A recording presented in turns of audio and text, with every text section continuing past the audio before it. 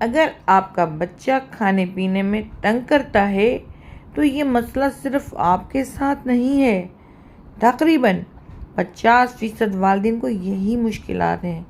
बच्चों को खाना खिलाने के रहनुमा असूल। खाना खाने के दौरान बच्चे की तवज्जो खिलौने, किताबें, टेलीविज़न, कंप्यूटर और दीगर चीज़ों की बजाय सिर्फ और सिर्फ खाने पर मरकूज़ रखें। बच्चे के खुद खाना खाने पर उसकी तारीफ़ करें, लेकिन उसका या उसके खाने की मिकदार के बारे में एक गैर जानिबदाराना रवैया रखें।